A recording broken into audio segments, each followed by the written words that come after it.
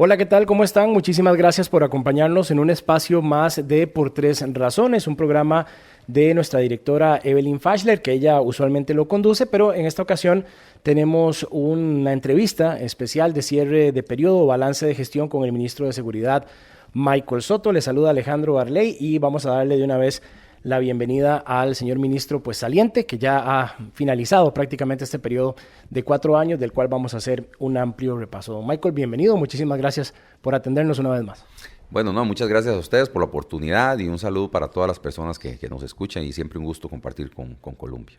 Esta primera parte de la entrevista la vamos a dedicar al balance general de gestión basado en números, que sabemos que a usted le gusta mucho, también por su formación y el desempeño que ha tenido, por ejemplo, en la Policía Judicial.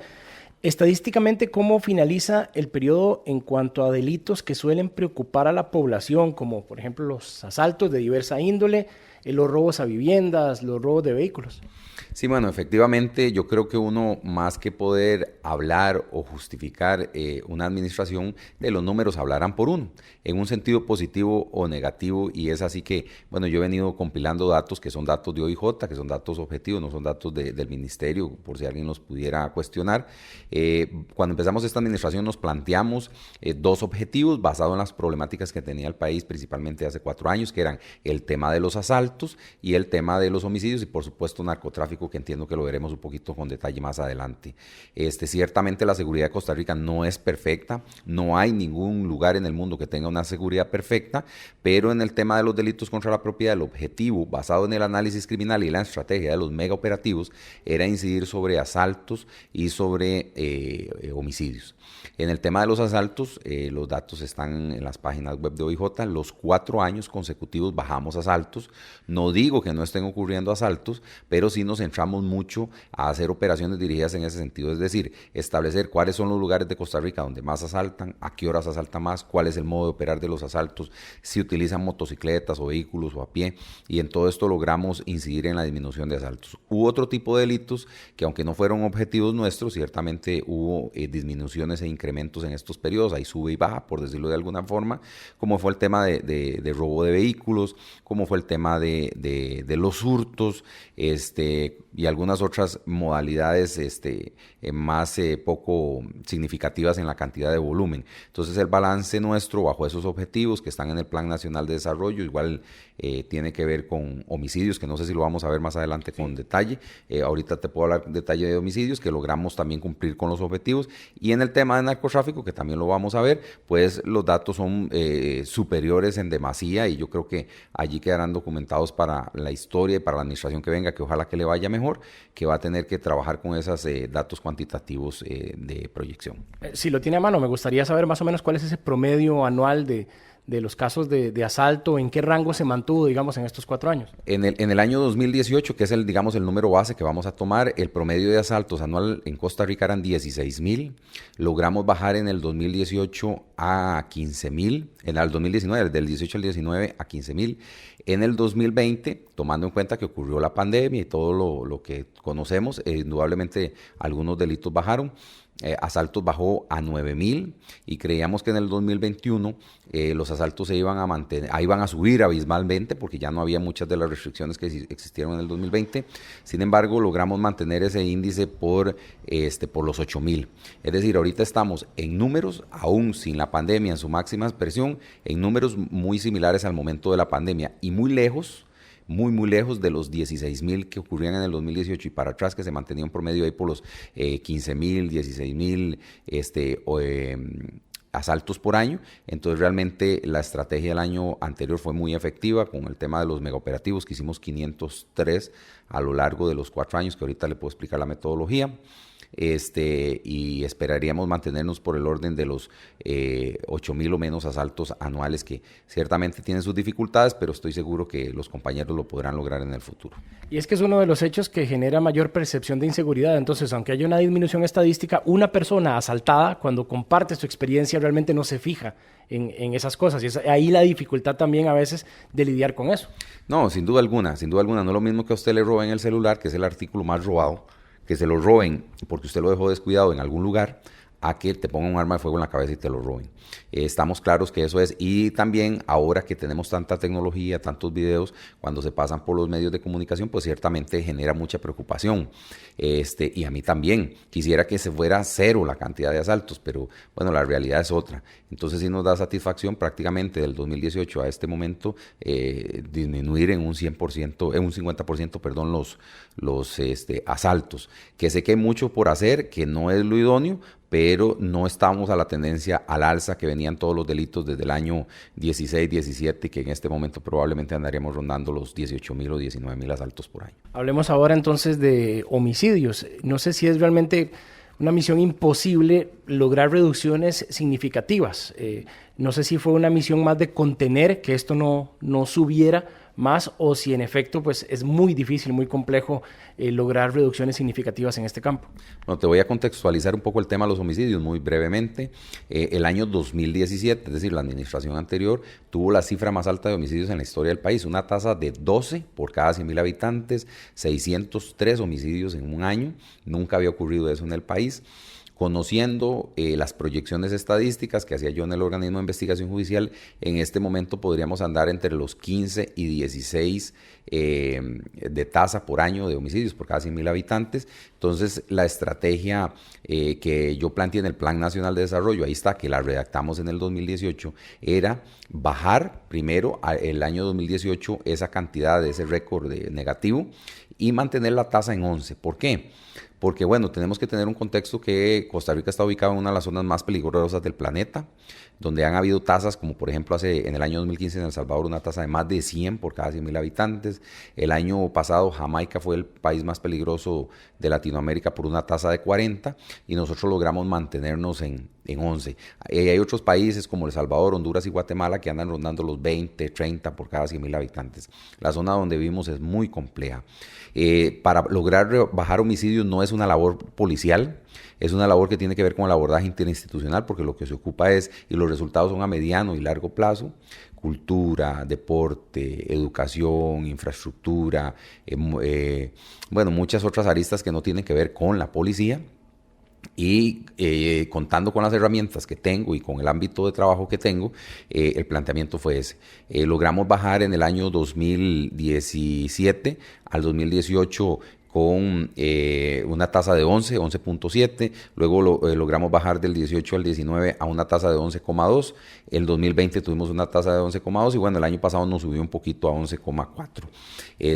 Yo quisiera que la tasa fuera menor de 10, pero el contexto de la realidad de nuestro país, estando en la ruta del narcotráfico, con el aumento del consumo de las drogas, la policía lo que hace es prevenir y tratar de que los delitos se den, los homicidios. Pero bueno, hay homicidios que para la policía es muy difícil prevenir. Yo siempre pongo un ejemplo muy triste, muy doloroso, que fue lo que ocurrió aquí en el sector de Pérez Celedón, en una finca muy lejana, muy distante, donde murieron una cantidad importante de personas, o el que se dio también hace unos meses en Limón, donde la policía hace su patrullaje, está en la calle y ocurren sus situaciones dentro de fincas. Pero bueno, hicimos todo lo que pudimos atacando los lugares por el análisis criminal, dónde mataban más, a qué horas mataban más, cuáles eran las zonas de mayor conflicto, el tema de las armas de fuego, porque el 71% de los homicidios ocurre con arma de fuego, el tema de coordinar con OIJ, y aquí trabajamos en equipo con todas las policías municipal, OIJ, policía fiscal, todos en equipo, y la verdad que logramos hacer esa contención criminal, que ojalá a mi sucesor le sea más sencillo y que él pueda bajar esa tasa a menos de 10, que sería lo idóneo. Nosotros hicimos todo lo que pudimos y planteamos el objetivo para que no llegáramos a los números que se proyectaba llegar. En números enteros, estamos hablando de que se mantiene cercano a los 600 homicidios por año. El promedio está en 500, entre 570 y 580, así la dejamos en este periodo. Si llegamos a 600 sería muy malo para el país.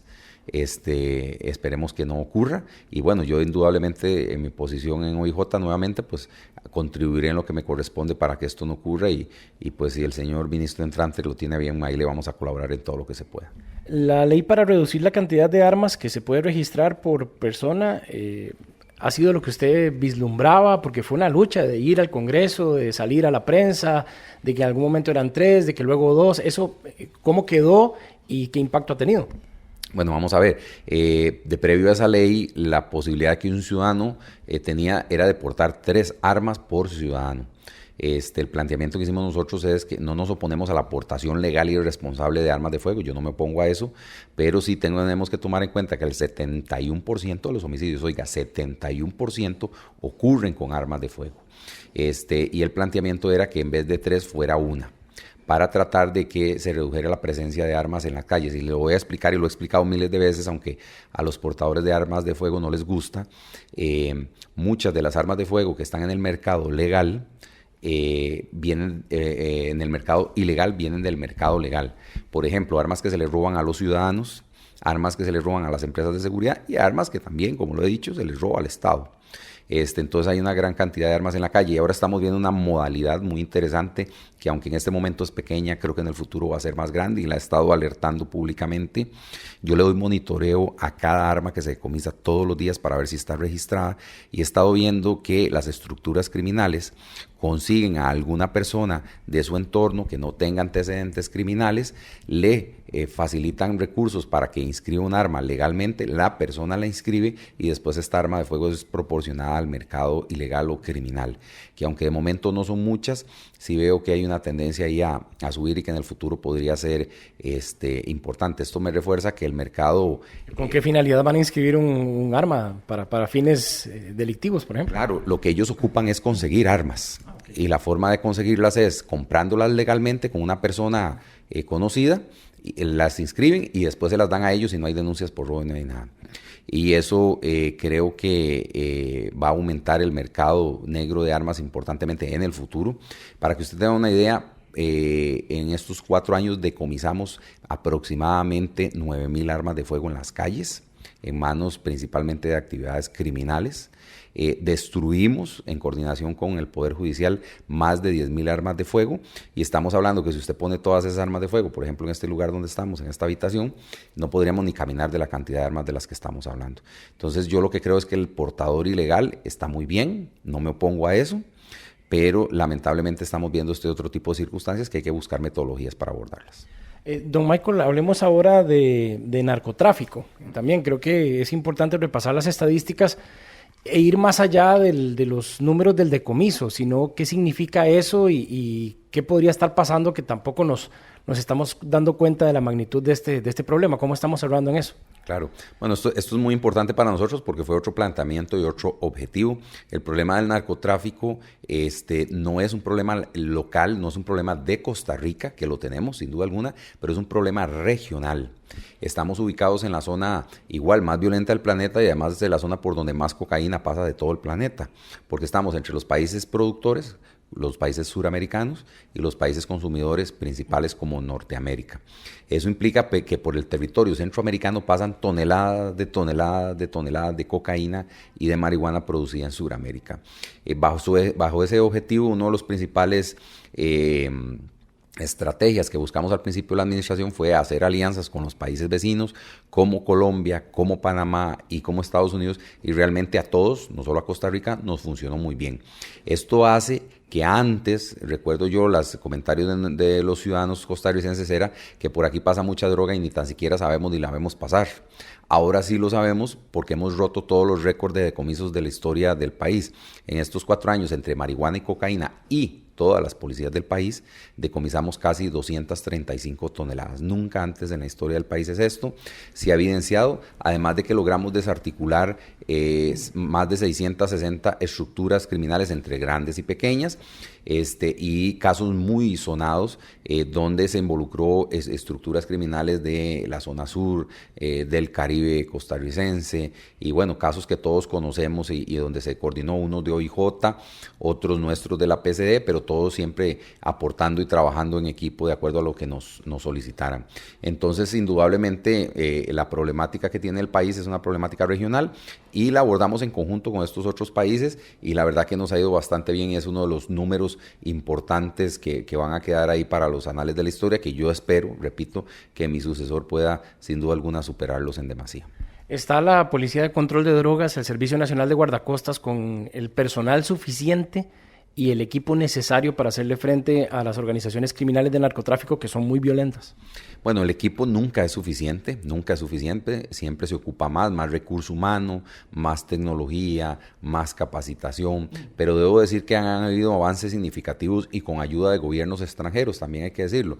En el caso del Servicio Nacional de Guardacostas y de Vigilancia Aérea, que es parte importante también de estas estrategias, es que hemos logrado hacer interdicciones marítimas, más de 200 en estos 4 años, donde tenemos lanchas rápidas, algunas las compramos nosotros, otras las donaron el gobierno de los Estados Unidos, donde se hacen interdicciones con mucha precisión y en apoyo aéreo con nuestros aviones radares para darle seguimiento a las embarcaciones. El gobierno de los Estados Unidos, y yo les agradezco profundamente eso, nos ha colaborado con capacitación de nuestros muchachos de esos 3 servicios, vigilancia aérea, guardacostas principalmente, en irse a capacitar a los Estados Unidos para que le den mantenimiento a las embarcaciones, para que sepan, tenemos grupos especiales tácticos marítimos para que sepan cómo hacer esas interdicciones, cómo proteger la vida de las personas, los delincuentes, porque toca también cuando hacen esas interdicciones ser cuidadoso. Y bueno, la verdad es que se han logrado resultados importantes, pero el recurso nunca es suficiente. PSD ocupa más personal, más recursos, igual que guardacostas, igual que fronteras, pero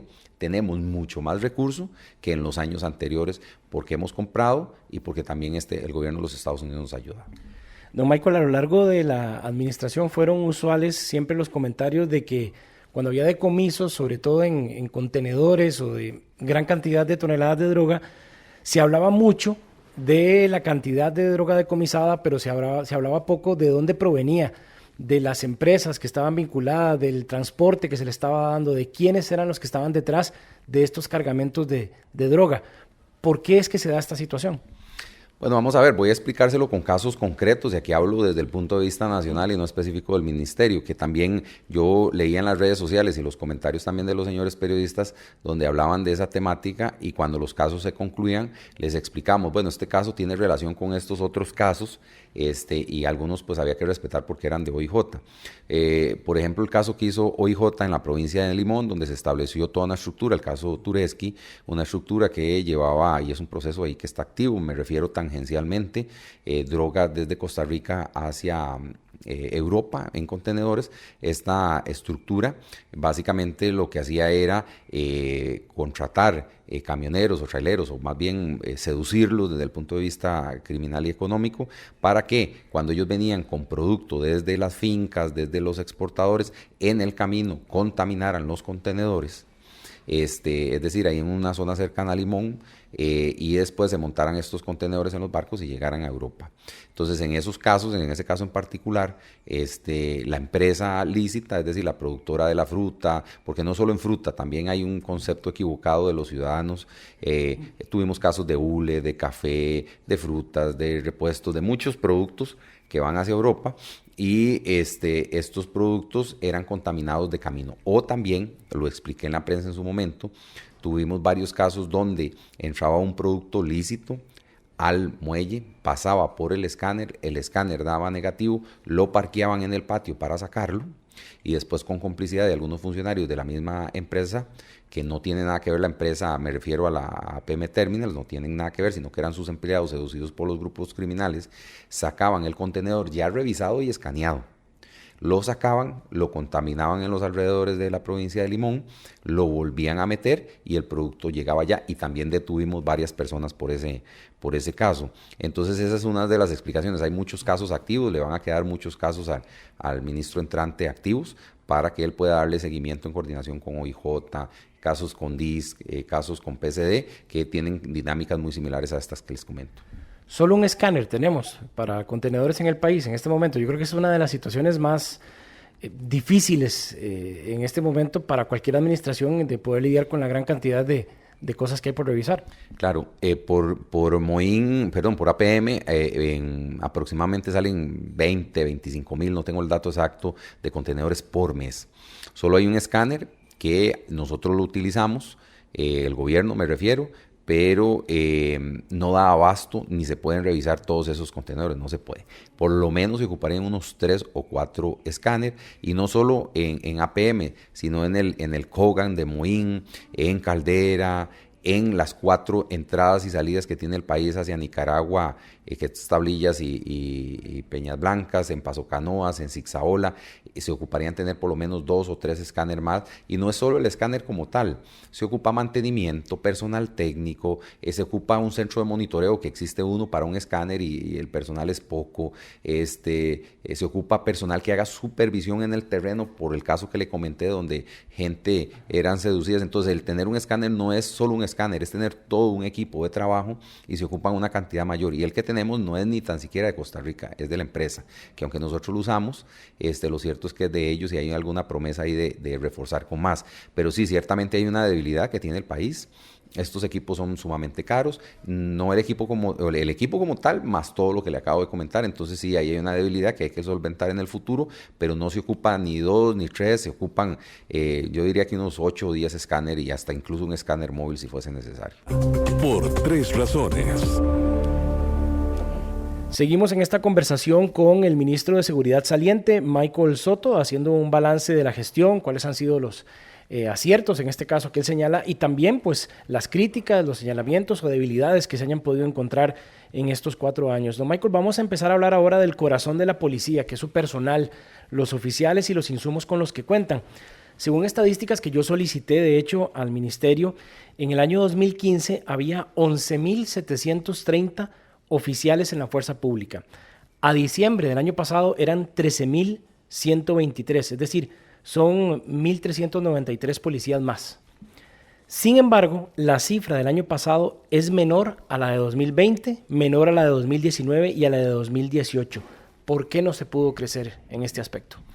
Vamos a ver, yo tengo que ser claro en decir que el recurso que tiene el ministerio no es suficiente, ni los 13.000 son suficientes, que fue en el mejor momento, porque ciertamente los temas de seguridad pues incrementan, las estrategias incrementan, por lo menos deberíamos tener unos 2.000 más. ¿Cuál ha sido la problemática? Bueno, es un tema muy económico que para poder contratar policías, aunque tengamos las plazas, necesitamos muy responsablemente para esa persona tener zapatos, uniformes, chaleco, armas de fuego, comida, patrullas, motos. Entonces no es solo contratar el policía como tal. Nosotros por mes aproximadamente perdemos 40 policías porque se jubilan, renuncian, los despedimos por algún motivo y tratamos de mantener esa misma cantidad de personas que se despiden, reclutarlas. Pero cada vez que hacemos reclutamientos,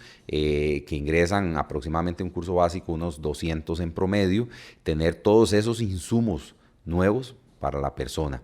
Allí es donde han estado esas debilidades desde que se aprobó la ley del saneamiento de las finanzas públicas y la regla fiscal, pues sí hemos tenido algunas dificultades y topes que ha tenido toda la administración central y ahí hemos tratado de ser muy responsables en ese balance. Entonces, aunque tengamos en algunas ocasiones plazas disponibles, no tenemos todos esos insumos, entonces hay que esperar un poquito hacia que avance el año para recoger dinero o ejecutar las compras y cuando ya tenemos esos insumos contratamos. Y eso es una dinámica constante en el ministerio. El salario de un policía de nuevo ingreso es de 399.040 colones, digamos que 400.000 colones.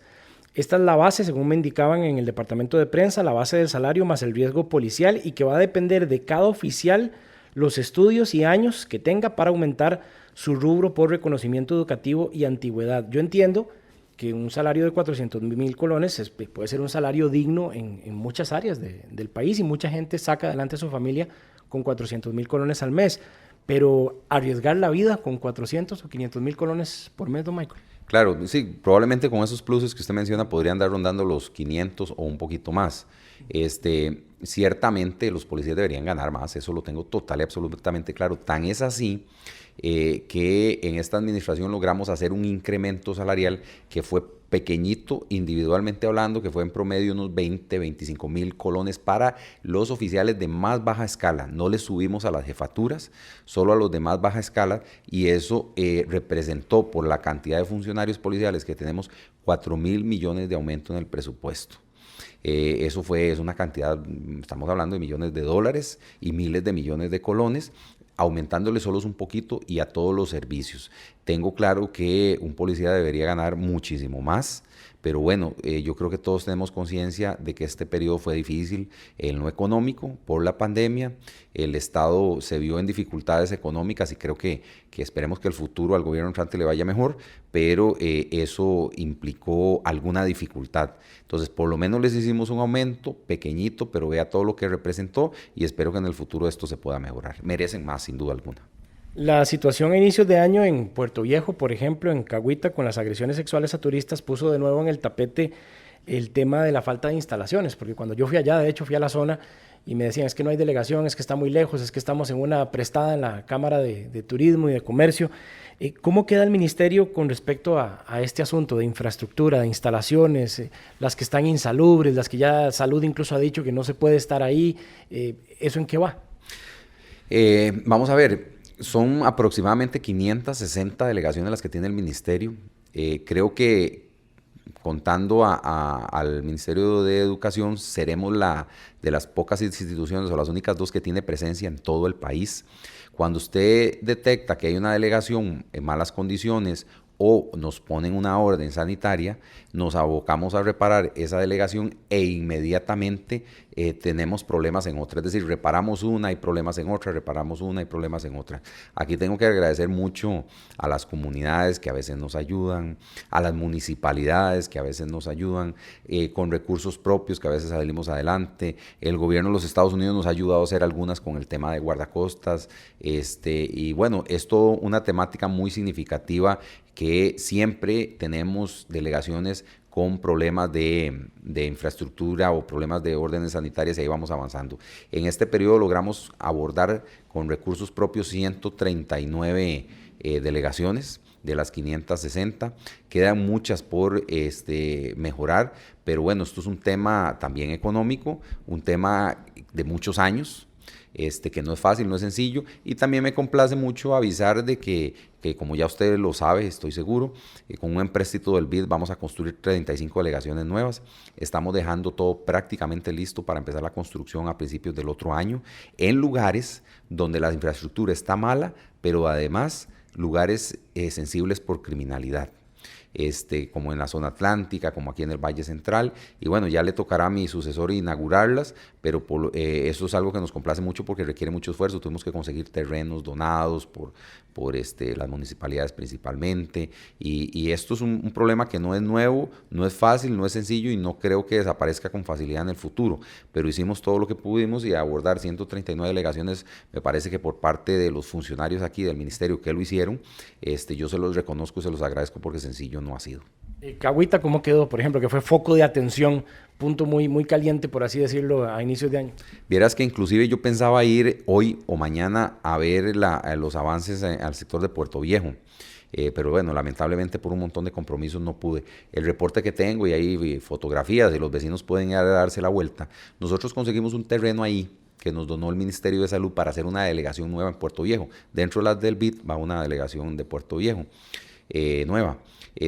Pero como era tan urgente, tomamos unas instalaciones viejitas que estaban en ese terreno, que eran del Ministerio de Salud, y ya se le hicieron un montón de reparaciones y los informes que tengo es que está activa, funcionando, ahí están los muchachos, en condiciones medianas, y eso nos va a permitir darle una seguridad importante al sector de Puerto Viejo. En Cahuita se está abordando una infraestructura que nos está prestando la Asociación de Desarrollo, ahí la comunidad, y se le están haciendo algunas mejoras ahí sencillitas para poder también abordar. Pero yo esperaría que en los próximos meses, quizás el otro año, se pueda construir ya esta delegación en Puerto Viejo y por fin tener algo bien digno. Y este es solo un ejemplo. Necesitamos muchas delegaciones en muchos lugares del país. Se van a construir estas 35, pero ciertamente en muchos lugares y yo pues también agradezco porque la empresa privada nos construyó algunas delegaciones en la zona costera, algunas de las asociaciones hoteleras, los grupos hoteleros, las cámaras. El ICT nos construyó algunas delegaciones en este periodo, están dentro de estas 139, y aunque no quedamos en condiciones ideales, nunca hemos estado en condiciones ideales, y también el clima, estamos en un país tropical donde se deterioran con mucha facilidad. Lo cierto es que los avances también son importantes y significativos. Recientemente, don Michael, el 18 de abril ocurrió la muerte de un oficial de la delegación de Valle de la Estrella luego del vuelco de una patrulla, y después de ese accidente trascendieron las imágenes de las llantas de la unidad lisas, casi con alambres afuera, los apuntes del oficial en la bitácora que alertaba de presuntos problemas mecánicos. Yo hablé con este oficial, de hecho, y él calificó, me decía que era un atentado andar ese carro. ¿Qué ha pasado con ese caso? Bueno, esto es un caso, primero tengo que decirle que es muy triste, aunque no conocía al compañero personalmente, siempre es un compañero que trabaja con nosotros, que da su vida por el país, que tiene una familia, hijos, y es muy doloroso y es muy triste. Uno no quisiera que pasara ni este ni ningún otro caso. Como corresponde en este tipo de circunstancias, el OIJ está haciendo una investigación. Nosotros nos pusimos a disposición de ellos para todo lo correspondiente para revisar. Indudablemente, pues no conozco con detalle las circunstancias específicas del vehículo en concreto. Para eso hay una jefatura y pues se revisará lo que corresponda. Lo cierto del caso es que hay una investigación penal abierta. Se va a establecer con los peritos que tiene OIJ si fueron las llantas, si fue algún otro desperfecto mecánico, si fue algún tema climático, qué fue lo que ocurrió, ¿verdad? Yo no puedo afirmarlo en este momento, ni corresponde yo ir al lugar a preguntar porque sería una intromisión dentro de una causa. Lo cierto es que le dijimos a OIJ, bueno, díganos todo lo que ocupe, todas las valoraciones que ocupe y que se establezcan las responsabilidades que sean oportunas. Estamos conversando con el ministro de Seguridad saliente, Michael Soto. Vamos a hacer una breve pausa en este espacio de Por Tres Razones y ya regresamos a hablar de asuntos, de hechos críticos que marcaron esta gestión del 2018 al 2022. Ya venimos. Por Tres Razones. Regresamos a esta conversación, entrevista con el ministro de Seguridad, Michael Soto, haciendo un balance de lo que ha acontecido en estos últimos 4 años. En esta tercera parte vamos a repasar algunos hechos críticos que creo que marcaron la gestión no solo suya, sino del ministerio en general, don Michael. Por ejemplo, el robo de las armas en la Academia de Policía en Pocosí. Este punto lo tocamos ampliamente en diciembre pasado, por eso no quiero centrarme como en lo que sucedió, pero sí en la corrección de los errores, de las falencias, de lo que pudo suceder ahí que desembocó en este hecho tan lamentable. Sí, bueno, efectivamente, como lo conversamos ampliamente, la principal debilidad en aquel momento en el robo de estas armas, que fue un hecho muy lamentable, fue la participación de personal nuestro dentro de la estructura del robo. De tal forma que aunque hubiésemos tenido muchas normas de seguridad, igual el robo se iba a realizar porque, bueno, el lugar donde estaban guardadas las armas, que es como una especie de caja fuerte, estaba abierta, estaba accesible, y si esto hubiera estado cerrado el robo no se da, y otro tipo de circunstancias. Lo cierto es que a este momento ya hemos logrado que el perímetro frontal de la Academia Nacional de Policía de Pocosí esté totalmente cerrado, que en aquel momento estaba abierto. Ya hay una infraestructura ahí, si en algún momento usted o alguna persona va, la puede ver ahí en los alrededores. Se hicieron algunos reforzamientos y estrategias respecto a la rotación del personal durante la jornada laboral para que estén ciertamente en esa zona.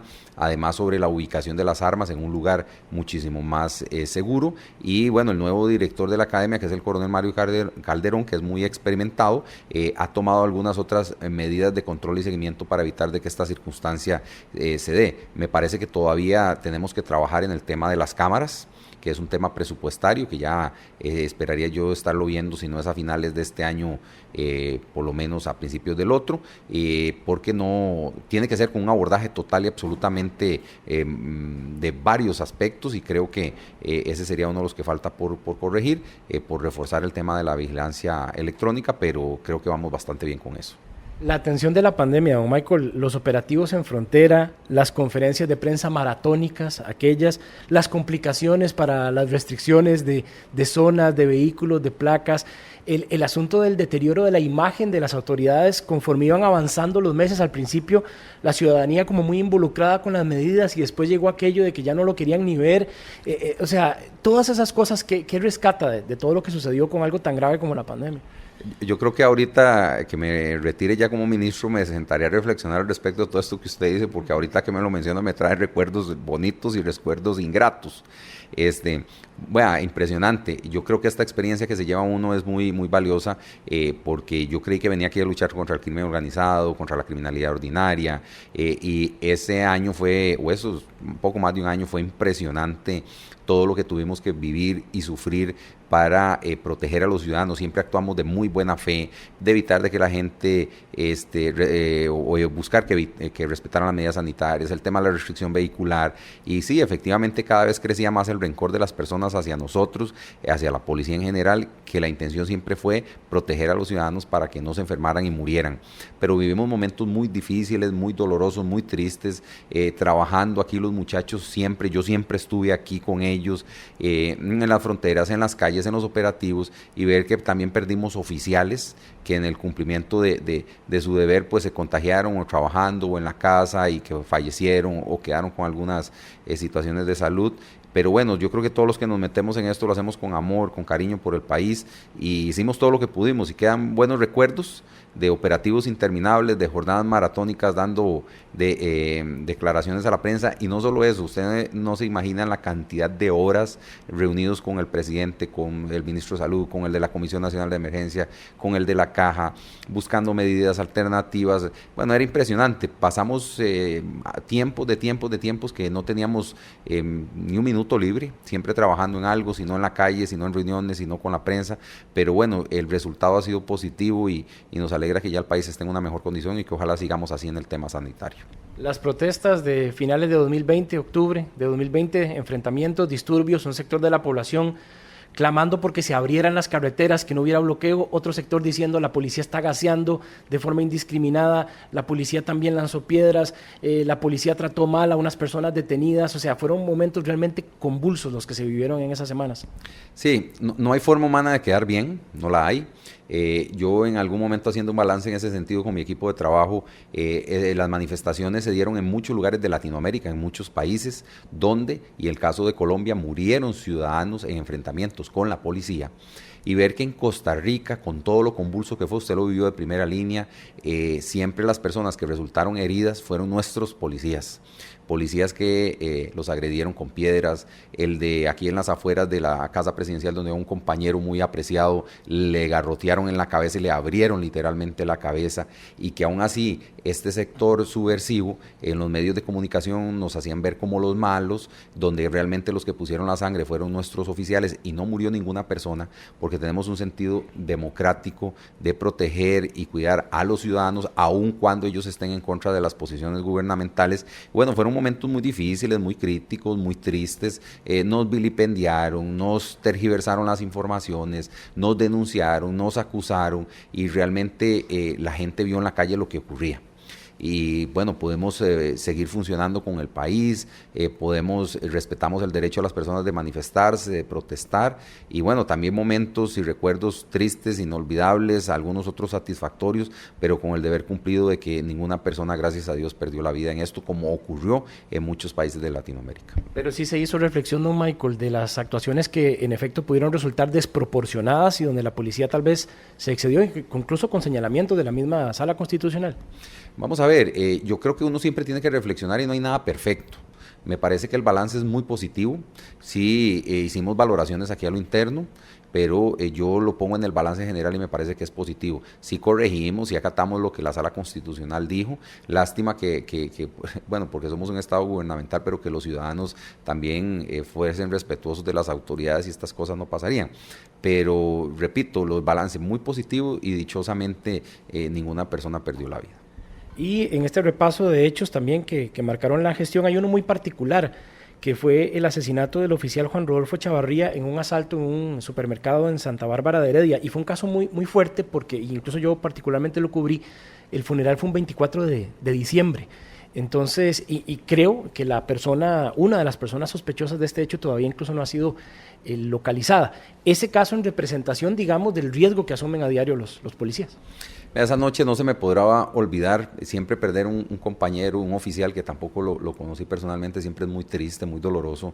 Yo en el OIJ en algún momento perdí gente cercana en el cumplimiento del deber y pues me mezclan recuerdos con una cosa y con la otra. Yo ese día estaba en el IMAS en la noche en una reunión con el presidente del IMAS y con otros ministros, y cuando ya iba saliendo yo para mi casa, no sé, serían las 9 de la noche, 8 de la noche, no lo recuerdo muy bien, cuando me avisa la jefa de regional de Heredia, doña Katia Chavarría, que ocurrió eso.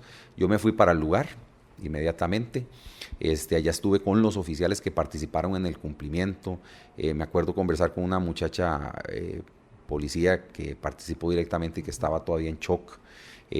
Darle apoyo ahí a los compañeros y respaldarlos en la actuación policial, y hasta vía la distancia no me resultó fácil, quise hacerlo, el ir a hablar con un hijo que estaba por ahí de él, pero fue un momento muy triste, muy doloroso, y no es fácil encontrar palabras, y realmente cada vez que se nos muere un muchacho es muy, muy complicado. Nosotros tenemos aquí hay una fundación que lleva acá lo interno que se llama, es de los policías caídos en el cumplimiento del deber, creo que se llama Ángeles Azules, que es una esposa de un oficial caído en el cumplimiento del deber, y que tratamos siempre de apoyarla en actividades que se hacen en fin de año con los hijos, y todo es muy bonito, muy humano, pero siempre triste porque he tenido oportunidad de compartir con estas personas, con fallecidos en muchos años atrás, y son recuerdos dolorosos de una persona que murió en cumplimiento del deber, y yo valoro mucho eso de las familias, porque perder un ser querido en esto es muy duro, como le ocurrió aquí al compañero, y en una situación delictiva donde él actúa valientemente y cobardemente le quitan la vida. De ser algo que también llevo en mi corazón, como la pérdida de otros compañeros en otro tipo de circunstancias. Y el caso de Kimberly Suárez, que recién acaba de tener sentencia, por ejemplo, muy dramático, también muy duro. Sí, yo hablé con el esposo de ella después de que ocurrieron los hechos, un compañero que también es policía en Heredia, y de escuchar su testimonio, que aún en medio del dolor, de la tristeza por lo que le pasó a Kimberly, él siempre con una actitud muy patriótica de servicio al país, que ellos querían seguir adelante sirviéndole al país, y bueno, yo espero en Dios que Dios siga haciendo milagros en la vida de ella. Durante esos días siempre los reportes de salud eran malos, que ella no lo iba a lograr, que no iba a sobrevivir, y bueno, en una premiación el año pasado, ella estuvo ahí, fue muy emotivo verla, y yo espero que cada vez ella vaya recuperando sus facultades, porque esa muchacha es un milagro de Dios, y cada día va a ir mejorando, y ella va a seguir saliendo adelante con su familia, y la apreciamos y la respetamos mucho. Sí, para repasar con los oyentes, es el caso de la oficial que recibió un disparo en la cabeza y que sobrevive, y acaban de sentenciar de hecho al responsable de estos hechos en un tribunal de Heredia. Yo incluso le preguntaba a don Daniel Calderón en qué circunstancias queda, porque en el juicio se repasaron las secuelas, que son muy graves, muy severas para ella, si ella eventualmente va a tener que jubilarse por el asunto de su condición, o podría quedar vinculada de alguna forma al Ministerio de Seguridad Pública. Bueno, afectivamente nosotros queremos que siga con nosotros trabajando, la podemos colocar en algún área de conveniencia. Esa era la instrucción que le había dado yo a Daniel. Vamos a ver qué dicen los médicos de ella, cuál es el sentir o el querer de ella, pero nosotros quisiéramos que siga trabajando con nosotros. Tenemos oficiales discapacitados por accidentes de tránsito, motocicleta, y siguen trabajando con nosotros, nos ayudan en las áreas administrativas que ocupamos recursos, y creo que es un tema más afectivo en el sentido de que son personas que arriesgaron su condición de salud por el país, y que nosotros tenemos la obligación de hacerlo.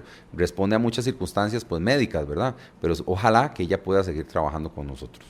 Y vamos a ir cerrando esta conversación con don Michael Soto, el ministro de Seguridad saliente, ya con asuntos más ligados al final de periodo y sucesos recientes. Don Michael, de hecho, podemos hablar de las críticas del sindicato por la actividad, en este caso ANEP, la seccional de ANEP de la Fuerza Pública, por esta actividad social que los colegas de Diario Extra han publicado, en la que usted estaba en algún tipo de agasajo, para que me cuente qué fue lo que sucedió ahí y cuál es la posición al respecto.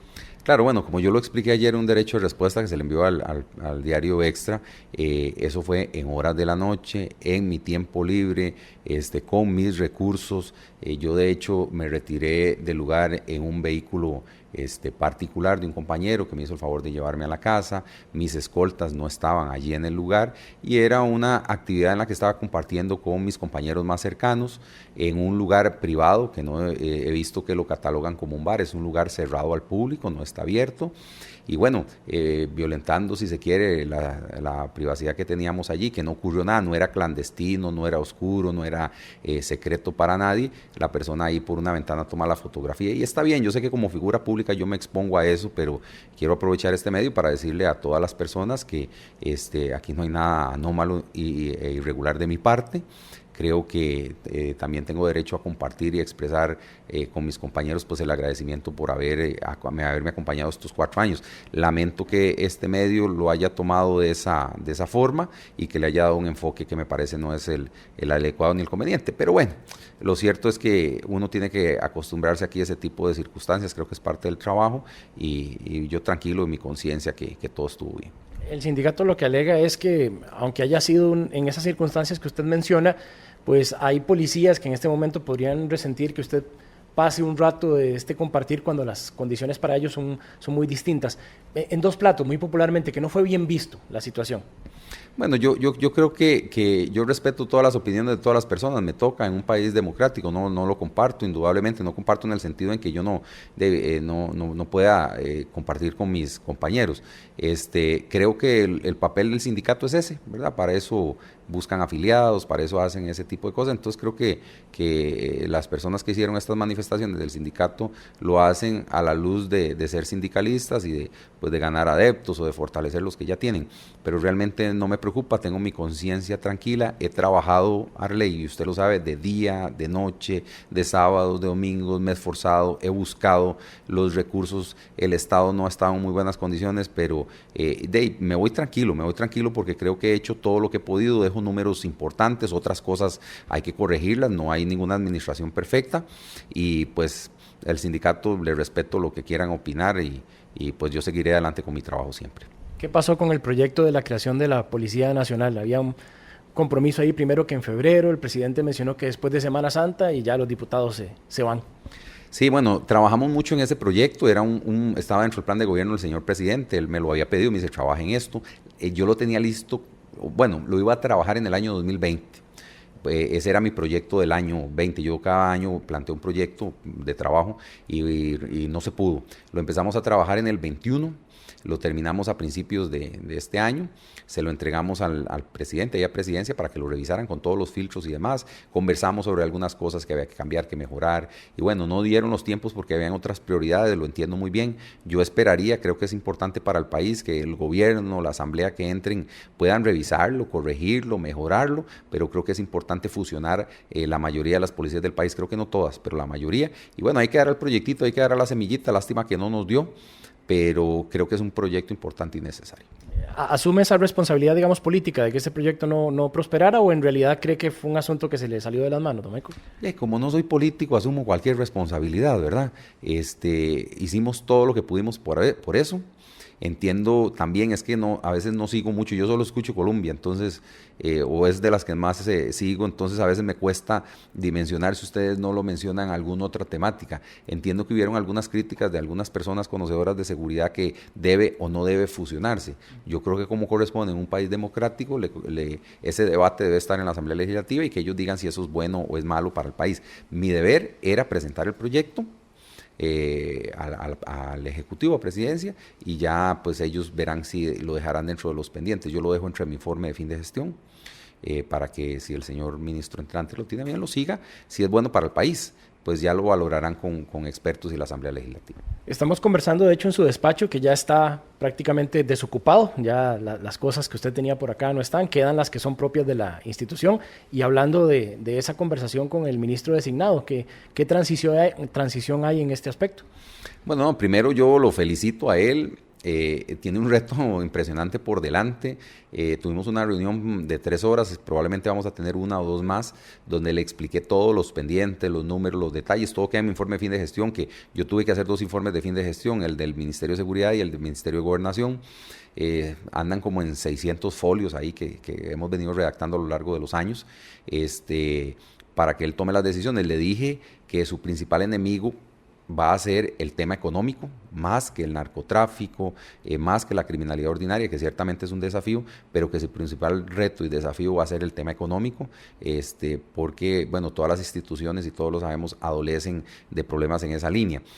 Traté de darle algunas recomendaciones que están en mi informe, algunos pendientes, mostrarle los logros. Me parece que él en el área de seguridad es una persona muy conocedora, y la transición creo que va a ser bastante sencilla. De hecho, el próximo viernes 6 a las 9 de la mañana se hace aquí una actividad, como una especie de transición formal, ¿verdad? Una entrega de mando, una especie de entrega de poderes chiquitita, por decirlo de alguna forma, y pues ya nos pusimos de acuerdo para hacerla, y ya él dichosamente conoce a la mayoría de los funcionarios de acá, de directores, entonces creo que va a ser sencillo y va a ser positivo, y yo le deseo lo mejor de lo mejor de lo mejor, porque si a él le va bien, a todos nos va bien.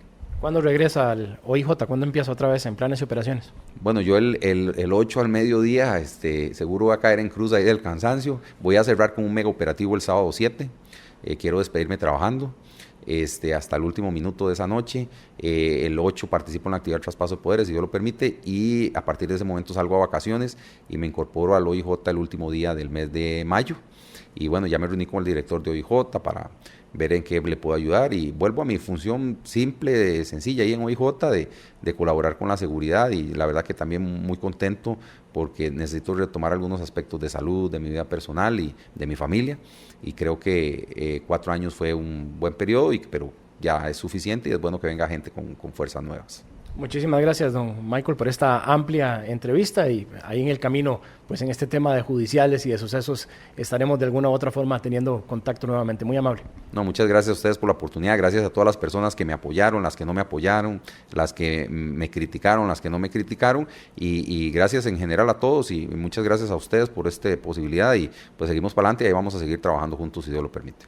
Es el ministro de Seguridad saliente, Michael Soto, que hablaba aquí en los micrófonos de Colombia en este espacio especial del programa Por Tres Razones. Muchísimas gracias a todos por su atención, y nos encontramos en próximos espacios de Noticias Colombia. De Noticias Colombia. De Noticias Colombia. De Noticias Colombia.